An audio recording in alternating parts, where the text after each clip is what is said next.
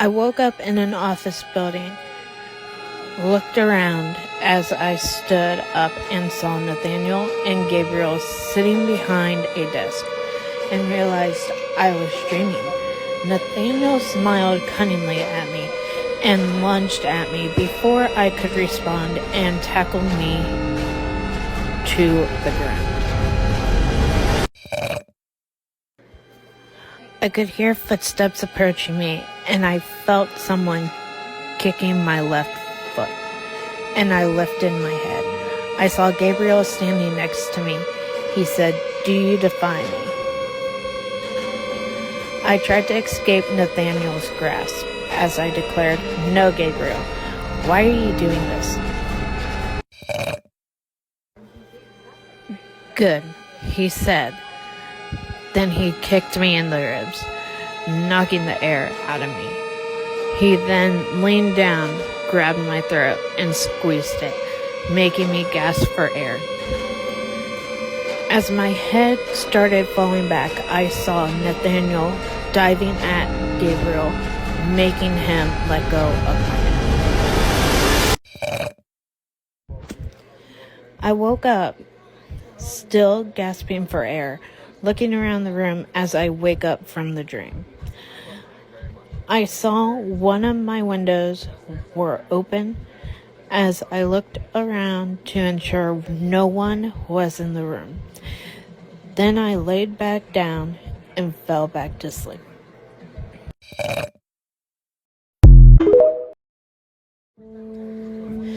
I woke up to the sunshine illuminating my room. I glanced out of my window and wondered what it would feel like to have a normal life. We would never have a normal life, but we were free to wonder about it. I didn't want this kind of life anymore, but who would? I cannot be with the guy I am attracted to, as I cannot marry him. Nathaniel already has somebody, so it doesn't help when he is flirtatious while being around me. Ara asked, "Do you want me to take over at the meeting today? As you know, Nathaniel will be there." I crossed my arms and shrugged as I said, "Yes, please. You have more control over yourself than I do around him." Ara laughed, saying, "You should view him as a prick, like me. And then his charming personality wouldn't bother you." I shook my head, placed my hands on my hips, and closed my eyes. I tell Ara I try to do that, but I'm not able to. It's as if he knows I'm attracted to him, so he behaves even more charmingly around me. Ara hesitated for a moment and said, "Good point." I rolled my eyes at her response and mumbled, "Yeah." Then I heard my mom screaming my name, "Elena!" I sighed and said, "Yes, Mom."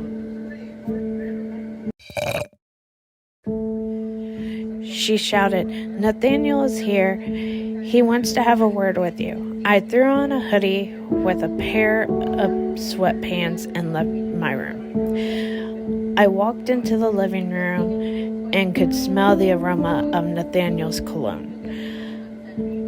I turned the corner and spotted him. Once he saw me, he smiled and looked me all over. My mother walked over and stood in front of me while looking at him. He seemed pleased by it, and he responded, "I'm thrilled to know you are so protective of your daughter." My mother started to move towards him, but stopped, and it was as if she wanted to avoid a conflict. She sighed and said, "If you have come here for business purposes, don't look towards my daughter as if she's a piece of meat. Do you understand?" He laughed, rubbed the back of his head with his hand, and said, "Yes, ma'am. However, I need to speak to her alone." She walked away towards the kitchen, looked back at us, and said, "If you need me, Elena, I will be in here." I nodded and said, "Okay, Mom." Then she walked into the kitchen. I looked at Nathaniel and wondered why he was here. Not thinking it could be about the chair incident last night.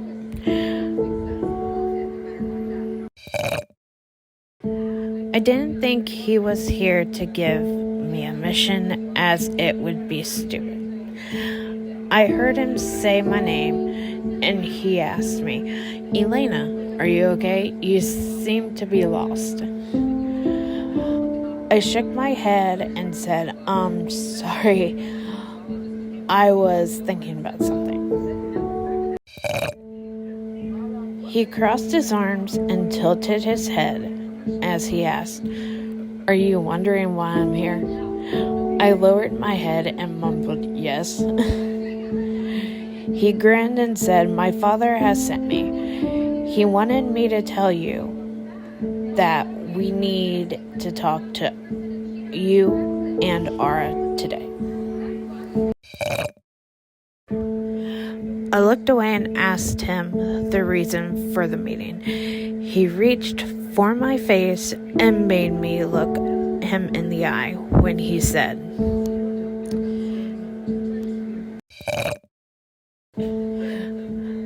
"I don't know, but if I am correct, he wants to talk to both of you about something. He probably wants to tell Ara about the mission and talk to you about something else. Probably about who you are going to get married to." As soon as those words left my lips, I wondered if he had any feelings for me, or if he was trying to toy with my emotions. I felt the color drain from my face and my head dropped. He then grabbed my chin, held my face up, and looked into my eyes.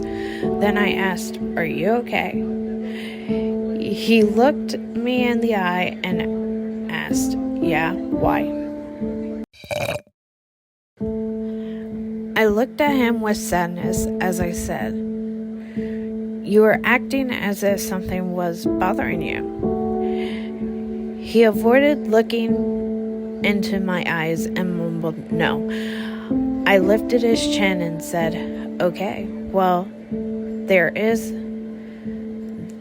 one last chance for you to tell me what's going on with your mind." He laughed and said, "Haha, you think I would tell you my secrets so easily?" I shifted my eyes away and mumbled, "Yes." He smirked at me before he announced, "Maybe someday."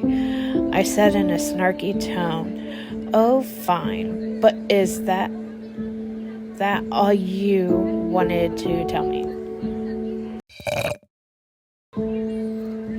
Nathaniel smiled and said, "Yeah, I will see you later." I turned my head to the other side and mumbled, "Okay." He then turned towards the door and looked back at me. With a smirk, he said, "No matter what happens, I will always protect you, even if you end up with one of my friends." Then he turned back around, opened the door, and left. I looked towards the door, feeling confused about what just happened. I didn't know what Nathaniel was referring to, and he could not have feelings for me as he was getting married to someone. My mom came out of the kitchen and looked at me. I started laughing, knowing she was looking around for Nathaniel. I had to tell her, "He's not here, Mom." She stopped looking at me and laughed at herself. I smiled at her reaction and said, "Oh, thank God, I hate that kid." Then she sat in one of the living room chairs and grinned. She said, "I'm starving. I made eggs if you want some." I sniffed the air and moaned as the aroma of eggs wafted in my nose. I said, "Thank you, and I'll take some." She smiled and said, "All right."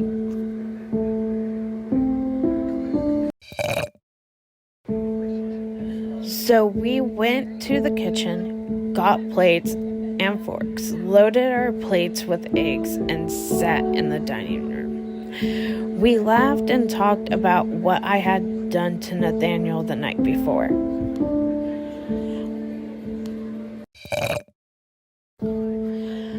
I left out the part where I had almost drank blood, though.